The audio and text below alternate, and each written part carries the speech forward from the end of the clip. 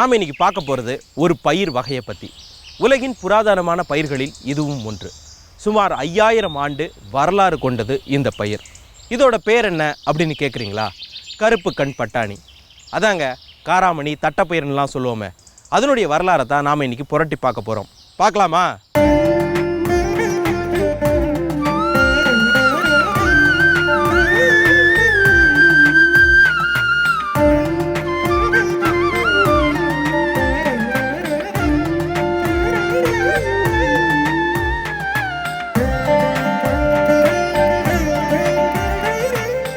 நான் இப்போ நின்றுக்கிட்டு இருக்கிறது ஒரு காராமணி தோட்டத்துக்குள்ள. இது கொடி வகை காராமணி தோட்டம். இந்த காராமணியை சில நாடுகளில் தட்டையான பட்டாணி அப்படிங்கக்கூடிய பெயரில் அழைக்கிறாங்க.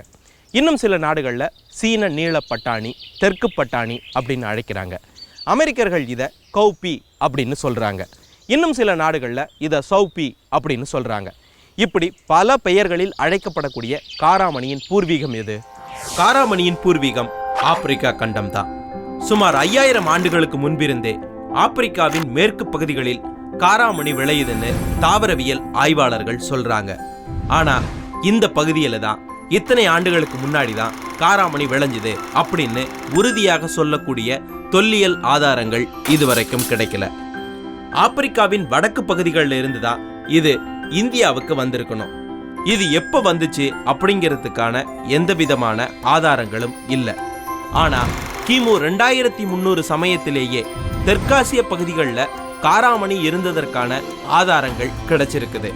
இந்தியாவிலிருந்து தான் காராமணி அரேபிய நாடுகளுக்கும் ஆசியா மைனர் பகுதிகளுக்கும் கிமுவிலேயே, அதாவது கிறிஸ்துவுக்கு முந்தைய காலத்திலேயே பரவி இருக்கணும் அப்படின்னு நம்பப்படுது. அதே மாதிரி சீனாவிலேயும் கிமுவிலேயே காராமணி விளைவிக்கப்பட்டதற்கான ஆதாரங்கள் இருக்குது. என்னோட இருக்கிறது மிஸ்ஸஸ் விஜயலட்சுமி சுரேஷ்குமார். வணக்கம்மா. வணக்கம். என்னம்மா செய்ய போறீங்க? நான் காராமணி சுயம் பண்ண போகிறேன். இதுக்கு தேவையான பொருள் என்னெல்லாம்? காராமணி, தேங்காய் துருவல், வெல்லம், ஏலக்காய் பொடி, அரிசி மாவு, மைதா மாவு, சோடா உப்பு, உப்பு, எண்ணெய். காராமணியை என்ன பண்ணி வச்சுருக்கீங்க? காராமணியை ஒரு ராத்திரி ஊற வச்சு காலையில் ஒரு குக்கரில் ஒரே ஒரு ஸ்டீம் வேக வச்சு அதை நல்லா வடிச்சிட்டு கையிலேயே நல்லா வெந்துருச்சுன்னா நல்லா கையிலேயே மெசஞ்சிடலாம். இல்லைன்னா மிக்சியில் ஒரே ஒரு சுத்து. ஓகே, காராமணி சுயம் நம்ம இப்போ செய்யலாமா? செய்யலாம். முதல்ல என்னம்மா போடணும்? முதல்ல தேங்காய் தான் போடணும். தேங்காய் தான் இல்லையா? ஆமாம். ஏன்னா தேங்காய் போட்டுட்டு ஒரு வறுத்துனா அது ட்ரையாகவும் ஆகிடும், வாசனை நல்லா இருக்கும். தேங்காவுடைய வாசனை ரொம்ப நல்லா இருக்கும் அது வறுத்துட்டோன்னா. வெல்லம் எடுத்துக்கலாம் சார். வெல்லம் எடுத்துக்கலாம்.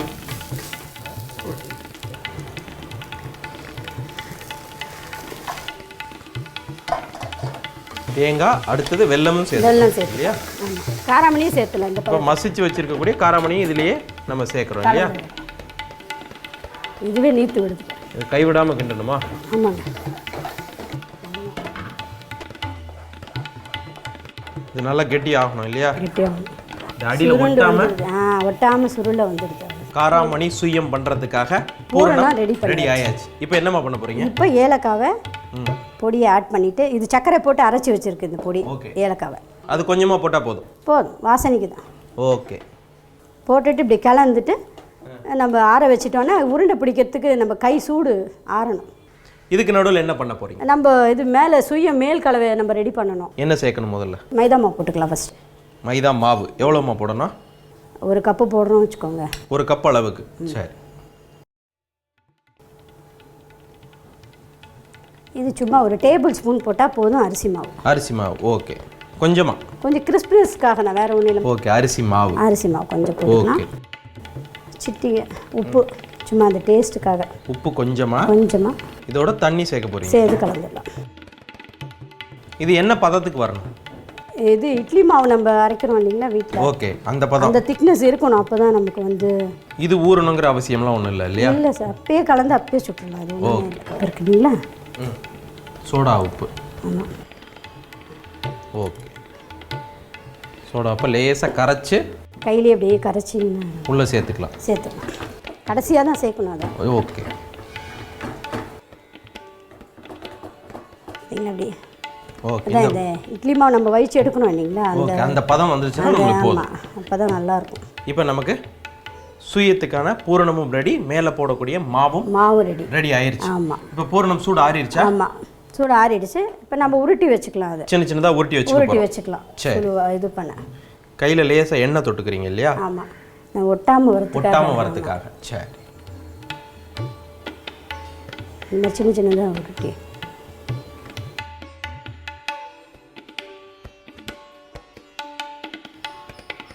அடுத்ததுமா இப்போ எண்ணெயில் பொரிக்க வேண்டியது. எண்ணெய் விட்டு இது பொரியற அளவுக்கு எண்ணெய் விடணும்.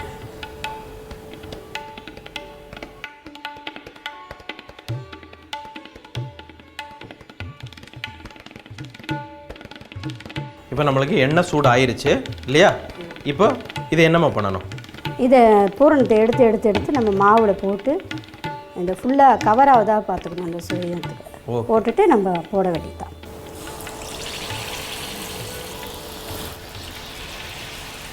கொஞ்சம் திருப்பி விட்டுருங்க. எடுக்கலாமா? எடுத்துடலாம். காராமணி சுயம் மொறுமொறுப்பு, தித்திப்பு, அதோட காராமணி ஃப்ளேவர் எல்லாம் சேர்ந்து காராமணி சுயம் சூப்பர்.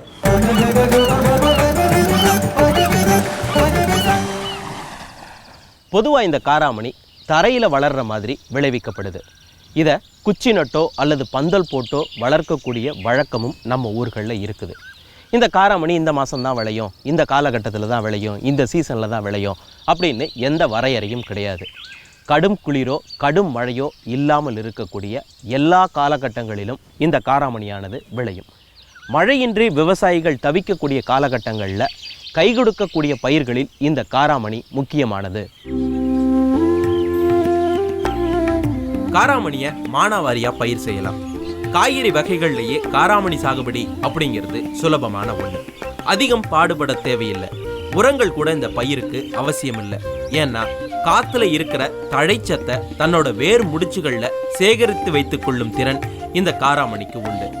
இதுவே இந்த பயிர் செழித்து வளர போதுமானதாக இருக்கும். மழை இல்லாத நேரத்துல காராமணியை இயற்கை உரத்தோட கலந்து விதைக்கணும். இடையில 2 முறை மட்டும் களை எடுத்துட்டா போதும். குறைந்த அளவு ஈரப்பதத்திலேயே காராமணி செழித்து வளரும். விதப்பு செஞ்ச 70வது நாள்ல இது அறுவடைக்கு தயாராயிடும்.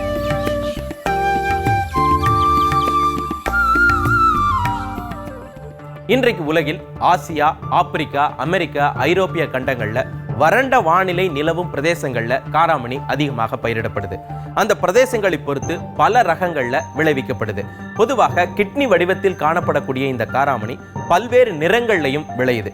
ஏழை நாடுகளின் மக்களுக்கான அதிக ஊட்டச்சத்து தரும் பயிராக காராமணி இருக்குது. தவிர கால்நடை தீவன தயாரிப்புக்காகவும் இது அதிக அளவில் விளைவிக்கப்படுது. இந்தியாவில் சோளம், திணை, பருத்தி, மரவள்ளி, கரும்பு பயிர்களுக்கிடையே ஊடு பயிராக இந்த காராமணி அதிகமாக பயிரிடப்படுகிறது. என்னோட இருக்கிறது மிஸ்ஸஸ் சுஜாதா குமார் அவர்கள். வணக்கம்மா.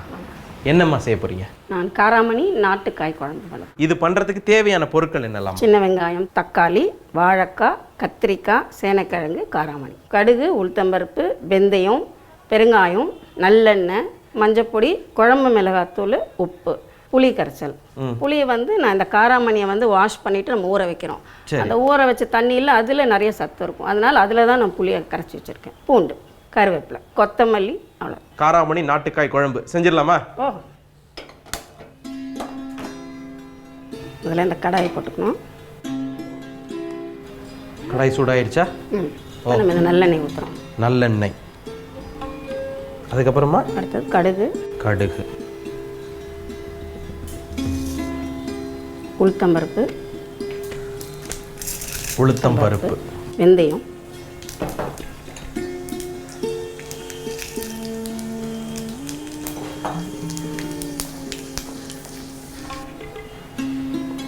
அடுத்தது என்னம்மா? சின்ன வெங்காயம். சின்ன வெங்காயம் 10 வெங்காயம் கிட்ட போகிறோம். ஓகே. இப்போ நம்ம எவ்வளவு காராமணி எடுத்துக்கிட்டா எவ்வளவு? 100 கிராம் காராமணி. 100 கிராம் காராமணிக்கு ஒரு வாழைக்காய். இந்த வேலூர் கத்திரிக்காய் அந்த பெருசாக இருக்கும் இல்லையா, முள்ளு கத்திரிக்காய், அது ஒரு 3 கத்திரிக்காய் போட்டு. 3 பெரிய கத்திரிக்காய். ஆமாம். சேனைக்கிழங்கு ஒரு அந்த வாழைக்காய்க்கு ஈக்குவலாக வர மாதிரி செய்யணும். ஓகே. அடுத்தது கருவேப்பிலை போடுறோம். பூண்டு. இது எத்தனை பல்லுமா? பூண்டு ஒரு 4-5 பல்லு போட்டோம். 4-5 பல்லு போட்டோம். இது ஆப்ஷன் தான், இது நெசசரி இல்லை. வேணான்றவங்க விட்டுடலாம், ஓகே. போடுறவங்க போட்டுக்கலாம். சின்ன வெங்காயம் சீக்கிரம் வதங்கிடும். ஓகே. தக்காளி தக்காளி ஒரு பெரிய தக்காளி. ஒரு பெரிய தக்காளி.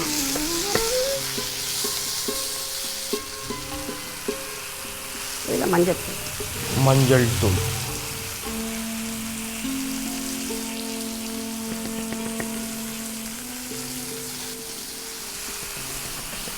இதெல்லாம் நல்லெண்ணெயில் வதங்கும் போது இதுக்கு ஒரு ஃப்ளேவர். ஓகே, நல்லெண்ணெயில் செஞ்சால் அந்த ஃப்ளேவர் கிடைக்கும். ஓகே. குழம்பு மிளகாத்தூள் போடுறோம். குழம்பு மிளகாத்தூள் மொத்தமாக குழம்புக்கு எவ்வளோ தேவையோ அதை அப்படியே போட்டுருவோம். ஓகே.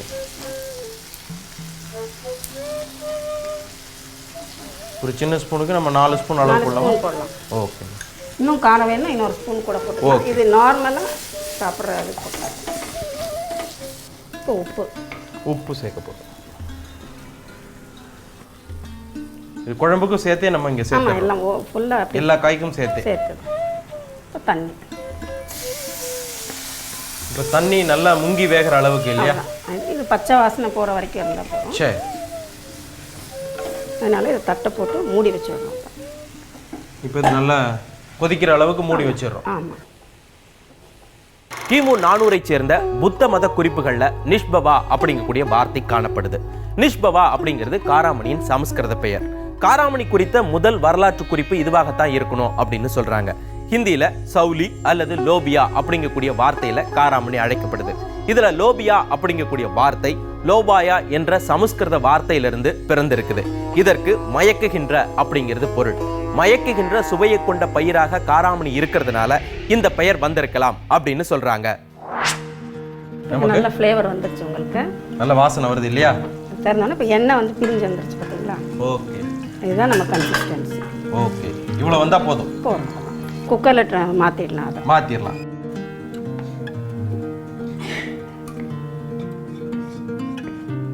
இப்போ நம்ம மசாலாவை குக்கரில் போட்டுட்டோம். இப்போ ஒவ்வொரு காயா சேர்க்க போகிறோம் இல்லையா? நம்ம காராமணி முதல்ல காராமணி. ஓகே. இது அப்படி டேரெக்டாக நல்லா 6 மணி நேரம் ஊற வச்சு எடுத்துக்கக்கூடிய காராமணி. ஓகே. அதுக்கு அடுத்தது வாழைக்காய் கியூப்ஸ் மாதிரி கட் பண்ணிட்டா போதும். ஓகே. அடுத்தது கத்திரிக்காய்.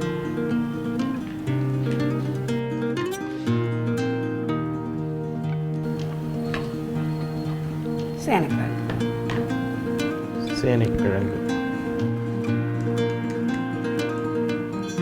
இதை நல்லா மிக்ஸ் பண்ணிட்டு மசாலாவோட சேர்த்துடுறீங்க. ஆமாம்.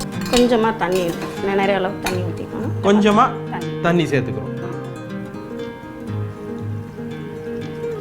போதுமா?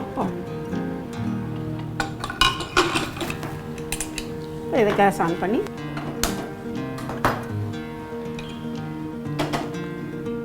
இது எத்தனை விசில் வரணுமா? ஒரே ஒரு விசில். ஒரு விசில் வந்தா போதும். எல்லாமே ஈஸியாக வேகிற காய் தான். சரி. அதனால ஒரு விசில் வந்தா போதும். சரி. நமக்கு விசில் வந்துருச்சு. அடுப்பு நிறுத்திடலாமா? நிறுத்திடலாம். ஓகே. இப்போ ப்ரெஷர் அடங்கணும் இல்லையா? அதுக்கு நடுவில் என்னமா பண்ண போறீங்க? தாளிச்சு வச்சிடலாம். தாளிக்க போறீங்க. ஓகே. இப்போ எண்ணெய்.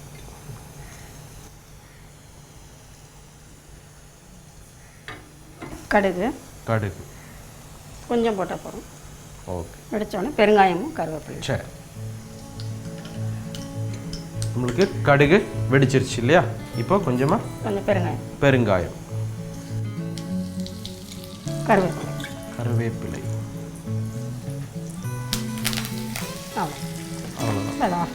அடுப்பு அணைச்சிடலாம் இல்லையா? சரி. நமக்கு இப்போ தாளிப்பு போட்டாச்சு. இந்த பக்கத்தில் ப்ரெஷர் அடங்கிருச்சா? இறங்கிருக்கும் பாருங்க. இப்போ இதை என்ன பண்ண போறீங்க? இன்னொரு பாத்திரத்தில் மாற்றணுமா? இது ஒரு பேனுக்கு மாற்றிடலாம்.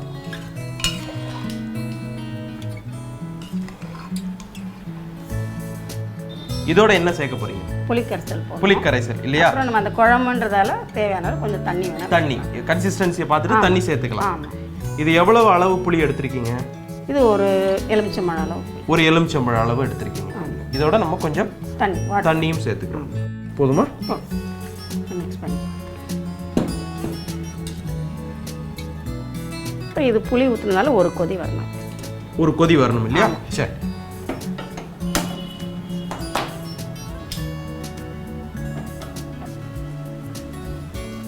இப்போ தாளிப்பை நம்ம சேர்த்துடலாமா? சேர்த்து இது நல்லெண்ணெய், கடுகு, பெருங்காயம், கருவேப்பிலை. ஓ, அடுத்தது கொத்தமல்லி. கொத்தமல்லி அடுப்பு அணைச்சிட்டு நம்ம கொத்தமல்லி மேலே ஃப்ளேவருக்காக. காராமணி நாட்டுக்காய் குழம்பு ரெடி ஆயிருச்சு. டேஸ்ட் பார்க்குறேன். அந்த எல்லா காயும் நல்ல வெந்திருக்கு. அந்த ஃப்ளேவர் தான் இதில் வந்து ரொம்ப நல்லா இருக்கு. அந்த எல்லா வெஜிடபிள்ஸ்னுடைய ஃப்ளேவர் இல்லையா, அதுவே முதல்ல ஒரு நல்ல டேஸ்ட்டாக இருக்குது. உப்பு காரம் ரொம்ப நல்லா இருக்குது. இந்த காராமணி நாட்டுக்காய் குழம்பு கலக்கல்.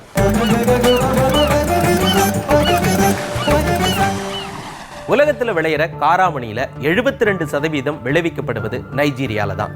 மேற்கு ஆப்பிரிக்க நாடுகளில் தான் உலக அளவில் காராமணி அதிகம் பயிர் செய்யப்படுது. அங்கே சுமார் 200 மில்லியன் மக்கள் தினசரி உணவில் காராமணியை சேர்த்துக்கிறாங்க. அடுத்ததா மத்திய அமெரிக்க, தென் அமெரிக்க நாடுகளில் காராமணி அதிகமாக விளைவிக்கப்படுது. பிரேசில் உலக காராமணி உற்பத்தியில் 2வது இடத்துல இருக்குது. மேற்கிந்திய தீவுகள், இந்தியா, பர்மா, இலங்கை, அமெரிக்க நாடுகள் எல்லாம் காராமணியை அதிகம் உற்பத்தி செய்யும் பிற நாடுகள். சரி, காராமணி அமெரிக்காவுக்கு எப்போ பரவுச்சு தெரிஞ்சுக்கலாமா? 17ஆம் நூற்றாண்டுக்கு பிறகுதான் காராமணி அமெரிக்க நாடுகளுக்கு பரவியது. அமெரிக்க நாடுகளுக்கு ஐரோப்பியர்கள் மூலமாக அடிமைகளாக அனுப்பப்பட்ட ஆப்பிரிக்கர்கள் காராமணியை அங்க கொண்டு போனாங்க. அப்படி முதலாக கிபி 1675 காராமணி ஜமைக்கா தீவுகளில் பரவியது. ஜமைக்காவின் பருவநிலை காராமணி விளைவதற்கு ஏற்றதாக இருந்தது.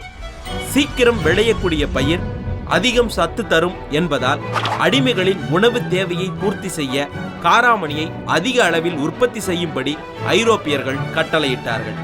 அடுத்த ஒரு நூற்றாண்டுக்குள்ளேயே மேற்கிந்திய தீவுகள் முழுவதும் காராமணி அதிகம் பயிரிடப்படும் பயிராக மாறியது. கிபி 1700 சமயத்தில் காராமணி மேற்கிந்திய தீவுகளில் இருந்து புளோரிடா மாகாணத்திற்கு பரவியது.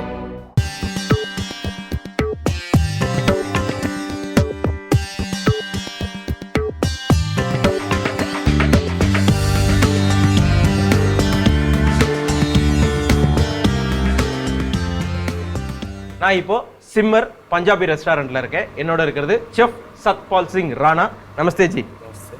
What is the recipe today special? It's long beans masala. Long beans masala, karamani masala. Yeah. क्या स्टाइल है? It's a Punjabi style. Punjabi style में. Okay. The long beans masala का ingredients क्या है? Long beans, tomato gravy, onion masala, fresh paneer, whole jeera, oil, coriander leaves, fresh cream, butter, turmeric powder, chilli powder, coriander powder, kitchen king masala, cumin powder, garam masala powder. நம்ம இப்போ long beans masala செய்யலாமா? Yeah. First is oil. Oil. Okay, நம்ம இப்போ oil போட்டாச்சு. Next is jeera. Jeera, whole jeera. Okay. Toda. Next is onion masala. Onion masala. With the mixing.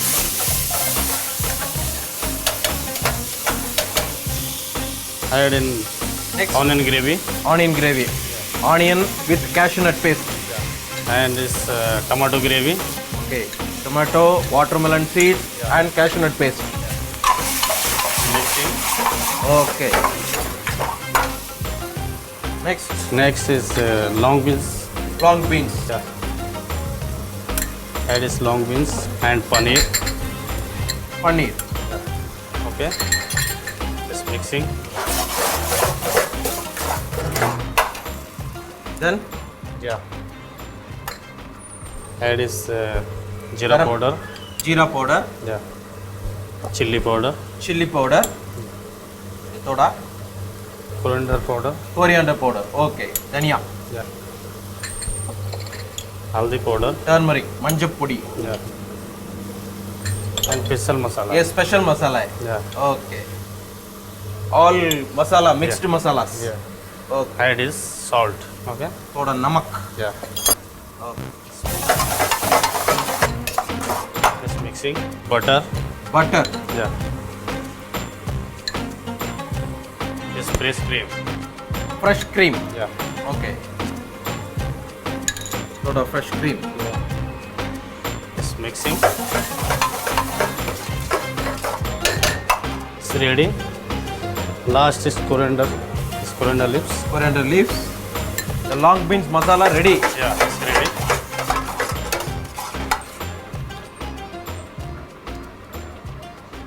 Long beans masala Punjabi ஸ்டைலில் ready ஆயிருக்கு. Taste பார்க்குறேன்.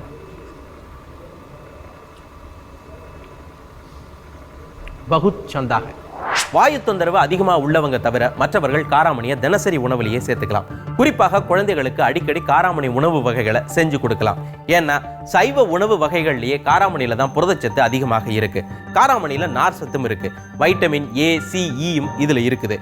Calcium, இரும்பு, magnesium சத்துக்களும் இருக்கு. இவ்வளவு சத்துக்களும் இருக்கக்கூடிய காராமணியை இனிமே நாம வெளுத்து கட்டலாம். மீண்டும் மற்றொரு உணவோடும் வரலாறோடும் உங்களை சந்திக்கின்றேன். பாய்.